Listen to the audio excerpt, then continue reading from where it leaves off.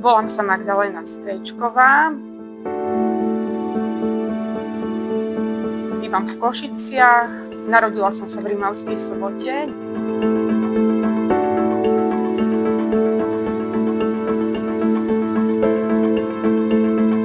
Ja mám rada sklo.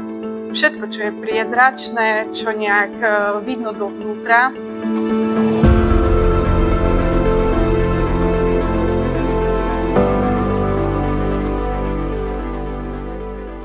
Študovala som gymnázium a už na gymnáziu ma začala baviť chémia. Od druhého ročníka som brigádovala v laboratóriu, lebo moja rodina mala laboratórium, takže tam ma to začalo baviť ešte viac. Potom som si podala prihlášku na Univerzitu Pavla Jozefa Šafárika v Košiciach. Zobrali ma a začala som študovať chémiu. Po skončení vysokej školy som nastúpila na PhD štúdium na odbor analytická fyzikálna chémia. Potom som síce nastúpila na matersku, ale bolo vypísané miesto tu na Ústave materiálového výskumu v Košiciach. Konkrétne sa venujeme príprave katalizátorov pre vývoj vodíka, ktoré by boli rovnako účinné, ako sú katalizátory bežne používané v elektrolyzeroch a palivových článkoch, čiže veľmi drahé katalizátory ako platina a iridium by sme chceli nahradiť rovnako funkčnými katalizátormi, ktoré sú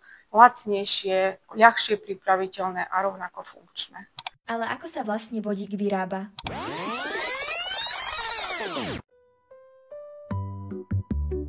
Elektrická energia, napríklad zo slnka, vetra alebo vody, sa privádza do elektrolyzéra, kde je voda rozložená na vodík a kyslík pomocou katalizátora.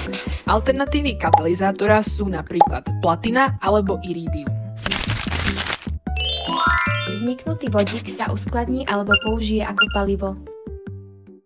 Najväčšia energia podľa mňa, čo je v ľuďoch, je láska. Ak nebudeme mať v sebe tú lásku a keby sme vedeli tú tajnú ingredienciu, koľko láska pozitívnej energie vie dať, tak by sme možno našli esenciu života. Lebo ak niekto toto prežil a má to v sebe v hociakej forme, tak vodík sa môže schovať.